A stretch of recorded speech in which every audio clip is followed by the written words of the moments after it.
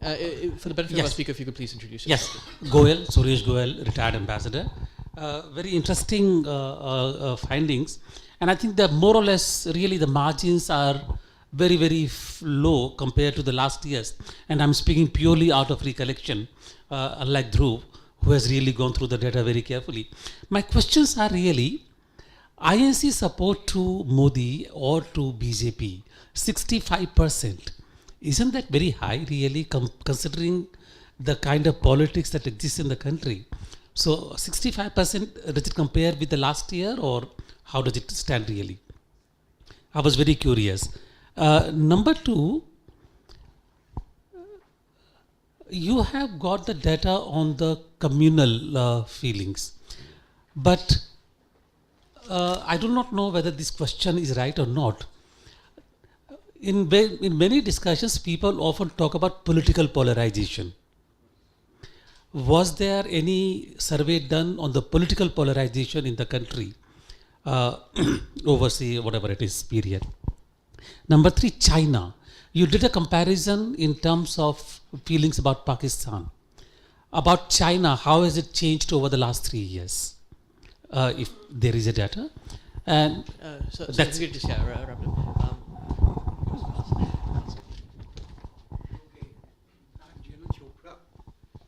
First, I have an observation. The period, according to me, is too little for a country like India, 20 days. And 2,500, I think your analysis will be pretty inaccurate. Number two, the observation is the timing. See, you've done it immediately after the budget, when there was much optimism in the country. Had you done it in this period of pollution, your climate change analysis would have been totally incorrect. So have you any thinking regarding the timing in India? And here only the level of education. See, you're talking of Trump. You're talking of many, many big things. Now there's 2,500 people that you've interviewed. What is the level? I mean, in the urban area, they don't know beyond their own village. So what are you talking about Trump? And this is just an observation. My questions on the economy. Did you talk about demonetization? Did you talk about GST? What about price inflation? Because you've given us a very rosy picture, and although I'm not an economist, if I gave you the common sense, Indians are not investing in their own country, they're investing abroad. And the trade deficit is increasing. My third issue is on Trump. I've already touched upon it. Trump doesn't matter in India. And finally, military. Military. I'm making it short. I'm a general. You know, you've said we are most popular. But I can tell you we are not most important. The military is being undermined, I mean, since we are talking frankly. And finally, after all these mumbo-jumbo statistics, do you make a report or you just give these graphs? They mean nothing. Thank you. Just pass it back to I'm Madhu from the High Commission of Canada. I had a question on your findings on the economy, because this survey was done about 8 months back, and GST had not been implemented then, and the figures for the first quarter of this year had not come in. So I'd like to hear your view that if it was done after these two, would there be a substantial difference? And my second question was on your question on communal relations. What exactly was the question did you ask? Thank you. Yeah, why don't we, there's a lot of there. I wasn't quite sure the 65%, what you were... 65% of Congress voters who said Modi... yes, right. As George Gallup, who was the founder of polling in the United States, said, you ask people a question, they give you an answer. And when you attempt to interpret their answers, you're imposing your views on them. So I can't tell you why we asked them a question and they... My question was, how does it rate as compared to last year? Yeah, in terms of the support of BJP, I'd have to go back and look in terms of how Congress people felt about him last year compared to this year. Does he? So I have 24 last year. 24% were very favorable, 37 somewhat favorable. So that's 61% basically. Yes. 61. So it hasn't really changed that much. In terms of polarization, there is extreme polarization on how Modi is handling various issues. Hasn't changed that much over time, but it's in the 20 to 30 percentage point differential. So in terms of his judgment, there's polarization. There's no doubt about that. And again, on China, I wasn't quite sure what you were... China comparison of the views on China over the last few Hasn't changed that much. Dhruva has the numbers, so maybe, yeah.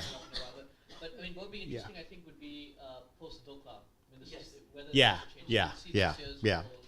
poll. On the methodological questions, look, these issues come up all the time. We firmly believe in our methodology. We think we have the best methodology in the world. I think many pollsters believe that as well. As Dhruva pointed out, and as I pointed out, we were the only polling organization to predict the landslide victory of Modi. At the time we did our survey, people said, "Oh, your survey sample's too small. You're a foreign pollster. You can't understand India." Well, we were right and they were wrong. Now, I would be the first to tell you that pollsters are only as good as their last survey. So we'll see if this survey stands up over time. I mean, that's to be honest. But, one question that you often hear Yes. is how in a country of 1.25 billion Yeah. people does a 2,500 sample, while it's bigger than the, Yeah. the 300 samples that are often used Yeah, yeah. here, how is that of value nationally? And I think that Well, I mean, look, science we, explanation yeah, might be we designed this survey very carefully. We take months to design it. It includes rural and urban areas. The demography of the respondents reflects the demography of the country. So there are the percentage of people who have an elementary school education or less is comparable to the percentage in the overall population. The percentage of people who have a college degree or more is the same as the percentage in the overall population. These are face-to-face interviews, so we send interviewers out all over the country. In terms of the timing of the survey, we are limited by the fact that we're trying to do this survey in 40 countries at the same time so that we can compare opinions across countries, because if you do it at one time in one country and 5 months later in another country, it's unfair to try to compare those opinions. But of course, then it runs into the problems that you suggest, that events happen in those countries that may affect public opinion. Which goes to your point about if we did this survey today, would people feel differently about the economy? I don't know. We'd have to do the survey again to know. But again, I would caution you. We did it after demonetization, and it doesn't seem to have adversely affected the results. Now that we've done it after the GST, would that adverse? I don't know. I mean, there's a plausible argument it might have, and there's a plausible argument that it might not have. I would say that we all live in bubbles, as Dhruva pointed out.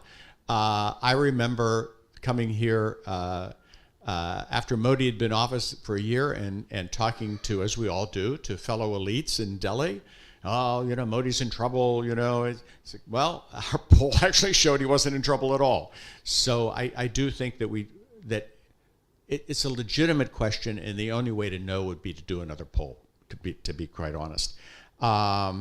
We did ask about how Modi was, about inflation as a problem. We asked about how Modi's handling inflation. We didn't ask about demonetization because we were afraid in the 8 languages that we do this in India. I'm not sure how that translates. So we talked about the availability of cash to do daily transactions. Again,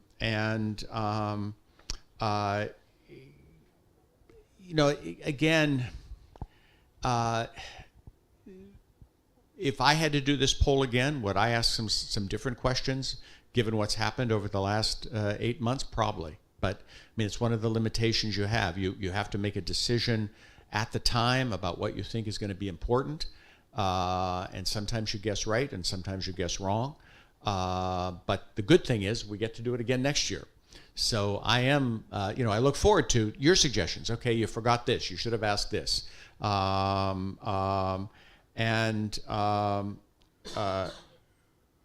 Let's see. The communal question. The communal question, yes. We ask about the handling of communal relations. We did not get more specific than that. And we ask about communal relations as a problem. And I, too, was struck by the fact that concern about communal relations is down. And, given some of the incidents reported in the press, I was kind of surprised at that. I wouldn't have been surprised if it had gone up. Why that's the case, I just don't know. I would say, to go back to your point about the size of the survey sample, I would love us to be able to afford to do a bigger survey sample, because then you could slice and dice the results more finely. You could say, for example, you could define the age breaks more closely. You could get into some of the different castes and how they feel. But the reality is, to do a survey of the sample size you'd need to actually be confident in that would be prohibitively expensive, unfortunately. Take a few more questions. So up here, then back there, and then so 1, 2, 3. We'll do it. Yes, good morning. My name is Ronald Meinados. I work for the German Friedrich Naumann Foundation. Before I ask my question, I'd really like to congratulate you for the great work the Pew Research Center has been doing, and which I have profited tremendously from. Now my question, and it'll be one only. I'm somehow surprised at the discrepancy on the one side. On the one slide, you say there is a lot of support for democracy, even more direct democracy, which is a very progressive kind of a concept. And on the one hand, there's somehow, from a liberal perspective, frightening perspective that a majority of Indians favor a strong ruler and even a military kind of interaction. Can you somehow explain how this discrepancy works out in the mindset of an individual? All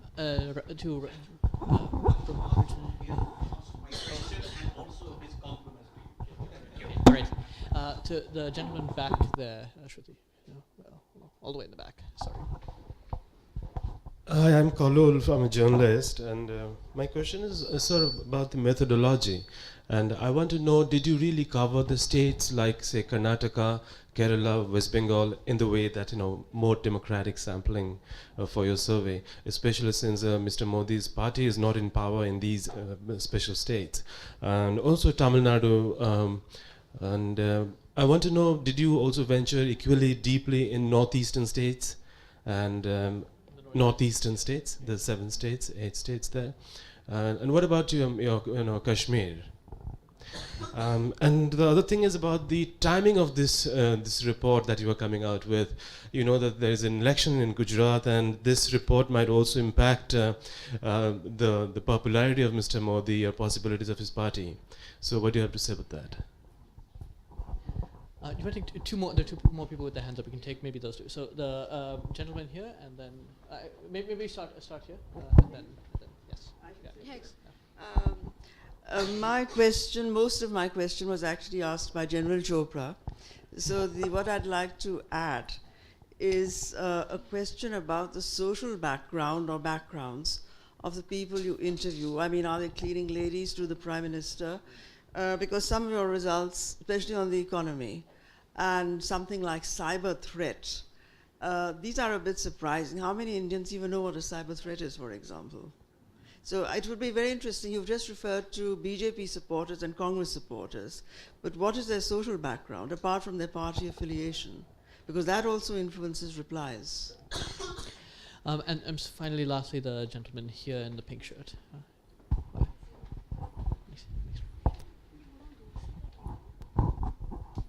Good morning. I am J.P. Thomas from the Australian High Commission. My question is also about timing only. You did it in February, right? February. This was February, March. So this actually explains how the UP result turned out to be. So in that sense, I feel with such a small margin, with such a small sample size, you got it correct. But the question is, in 2019, if you can bring it ahead, the release of the results, it would give a very good idea.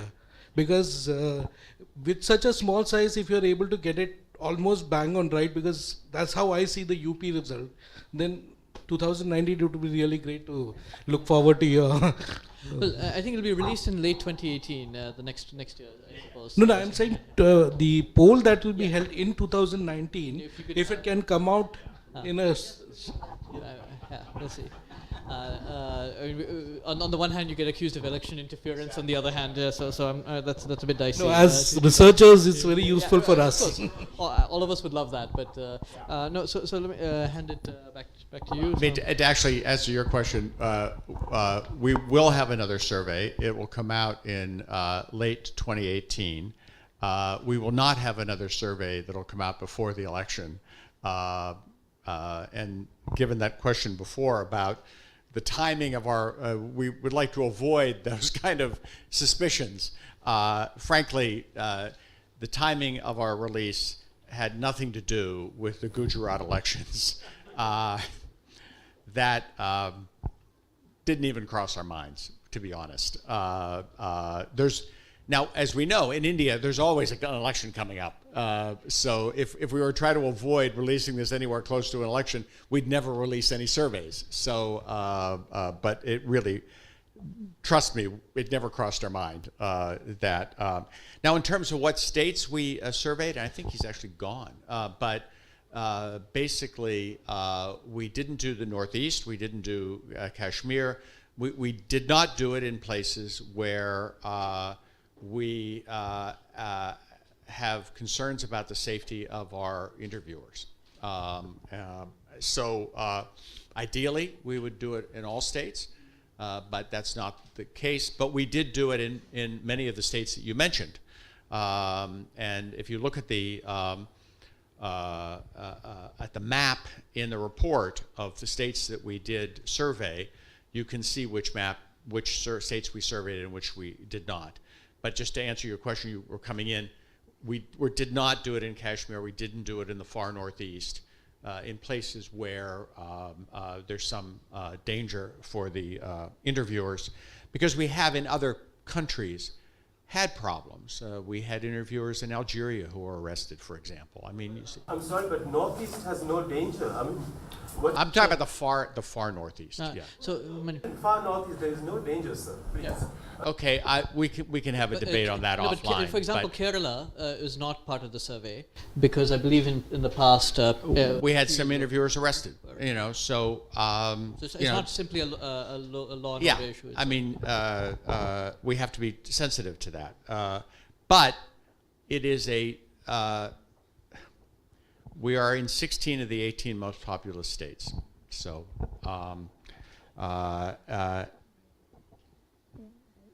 your question you raise about the contradiction between support for democratic forms of governance and non-democratic forms of governments, and it's not just that there is support for both, but the relatively strong support for non-democratic governance in India relative to the support for those elements in other parts of the world, I think is something that needs greater research.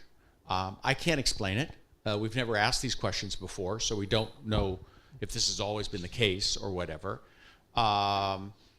Since people feel pretty good about the economy, they feel pretty good about the government, they feel pretty good about the leadership, those explanations which might serve in other countries, well, okay, they're kind of dissatisfied with the government, so they're willing to entertain non-democratic options. That doesn't seem to apply in India, at least in a superficial way. But I do think it does merit far more analysis. You know, a partial explanation possibly is that, you know, if you put yourself in the shoes of the person being asked the question, and a pollster comes to you and say, "Do you like democracy?" and you say, "Yes, you know, I like to vote every few years in both state and local and national elections." Okay, do you want to vote directly on issues for direct democracy? Yes, sure, that sounds like a good idea. Do you want a strong leader who's not encumbered by parliament? Yeah, actually that might be good. Maybe it's good.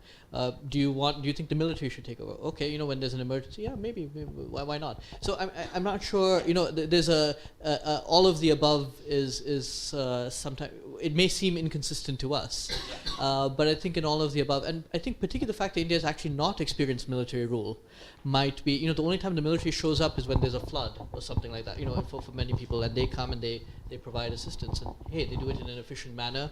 That's a good thing, So, with the exception of places like AFSPA, and they're actually, asking that question in J&K, in Jammu and Kashmir, or in Arunachal Pradesh, or Manipur, or something like that, would actually be more interesting. But in places that have not experienced that kind of, I suppose I'm a little less surprised by that. I'm more encouraged by the very high, consistently high views on democracy. And if that had been less than military rule or less than strongman leader, I would be much more concerned by the results. Yeah. And to answer your question about the social background, we do ask a series of demographic questions. We ask people about their income, about their educational level, obviously their gender. We ask about their party affiliation. We ask about their caste, although we found that doesn't seem to work very well in terms of analysis. If there are some social background issues we're not asking demographically, we're certainly open to suggestions about how to do that. But bear in mind, the demography of the survey sample reflects the overall demography of India. So the percentage of people with a primary education or less is in the survey sample is equal to that in India as a whole. So and the rural-urban split as well. So it is, I would say, as reflective of the social background of the public as we can make it. Now, if we can make it more reflective, obviously we're open to those suggestions. Yeah. So let me just take a last round of questions. So I know there's one at the back. Okay. So let's just do 1, 2, 3, 4. You have the last word. So. Thank you, Susanna from the New Zealand Mission. Thanks. Sorry. If you could all just keep it to one question apiece as well. Thank you. One question only. I'm interested in the top global threat posed to India, and that ISIS is up there. And when in discussion here, and in terms of threat posed to India, ISIS is sometimes part of discussion, but generally it's other threats. And statistically, ISIS, I don't think, has a huge footprint here either. So I was quite surprised by that high statistic. Can you just confirm, was ISIS named, and so was ISIS a de facto for all terror groups, or did your respondents name ISIS? And what's your thought on the answer of that? Thank you. Hi, my name is Ashima. I'm from Danish Embassy. In the slide where you showed the comparison between the votings between Indian National Congress and BJP, their popularity, and then obviously that BJP is not in favor of corruption, and a percentage reduced of people who voted for corruption in BJP. Did you also try to consider religious intolerance as one of the aspects? Because of the reports that I've been reading a lot, they say that after the coming of BJP, there has been a lot of religious intolerance in the country, especially after the beef ban, and then cow and vigilantes killing people who transport cows and whom they believe that they might just go and eat beef, and particularly against the Muslim community. So is it also something that has been included in it, or is it that maybe we might just go for it in the future? Right. Right behind you. Yes, thank you. This is all very interesting, so thank you for that. I'm Boyd from the Norwegian Embassy. Just to the very first slide on the popularity of Prime Minister Modi. Well, it was interesting to see that actually his popularity dropped from 87 to 81 during the last survey, and this year it increases to the all-time high 88%, even though the demonetization has been, very strongly criticized. So I can't understand neither the drop last year or the increase this year. So I'm interested on your comments on that. Thanks. And finally, back. I just wanted to ask a question on Arvind Kejriwal, and And you said that his popularity had significantly declined in the same period. What are some of the reasons that could be attributed to this? And a lot of people don't really see him in the same light as a national leader as, say, Prime Minister Modi or even Rahul Gandhi. So would that be a fair sort of assessment? So you want to take those? Great questions. Just to answer that last question, I mean, I don't know. I mean, we you know, when we asked about him 2 years ago, this is part of the national survey, and he had, I think it was, I forget the exact number, 60% or whatever, and it had gone down. It's gone down. So 2 years ago, he was higher than Sonia Gandhi, which tells you something. yeah. So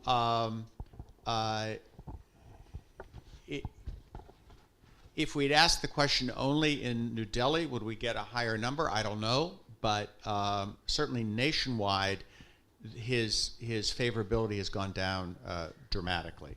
But you would probably be better able to explain why that is. Again, one of the limitations of survey research is you ask people a question, they give you an answer. You'd need a focus group at best to figure out why they said this.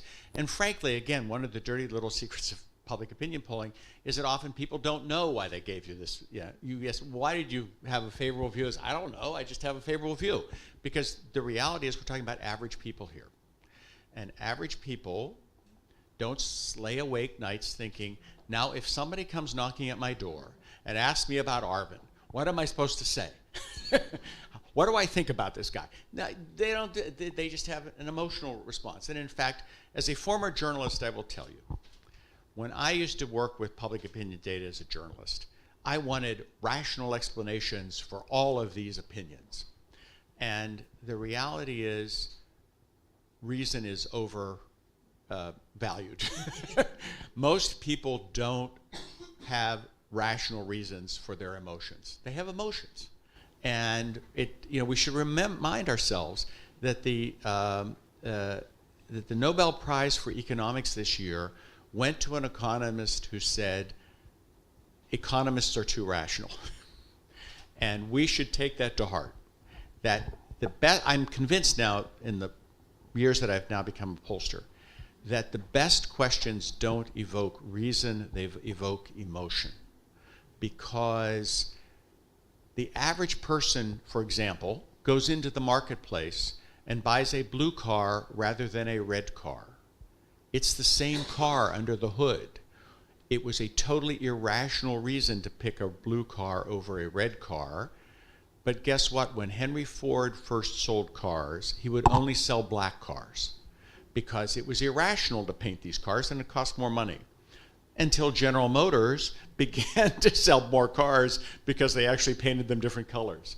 So I think and look, you would not be here unless you are overly rational people. Nobody sits around in a nice morning and talks about polling results unless you're overly rational. But we have to accept the fact that the average people operate on emotion and try to understand that emotion and try to overcome our frustration that it seems irrational that they hold this emotion. It's an emotion. And we don't know why his popularity has gone down. People may have rational reasons, or it may be, gee, I just don't hear as much about him as it used to hear. We just don't know. One interesting thing.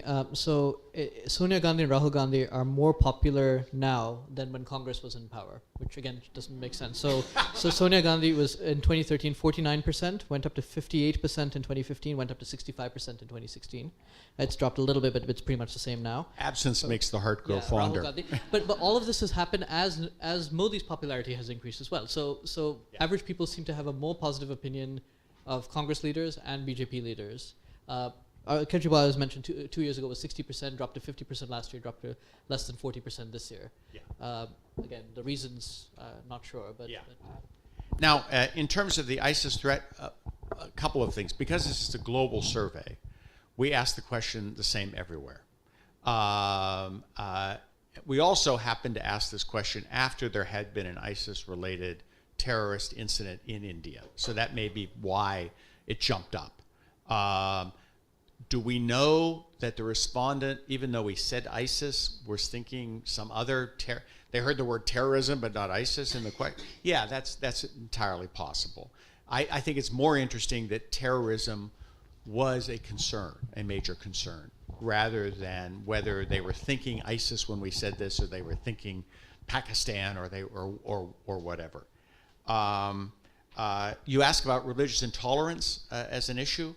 I would acknowledge, I think, that one of my frustrations with the size of our survey sample is that if we were had a much larger sample, we could delve more into what Hindus believe versus Jains versus Christians versus Muslims believe in the Indian population.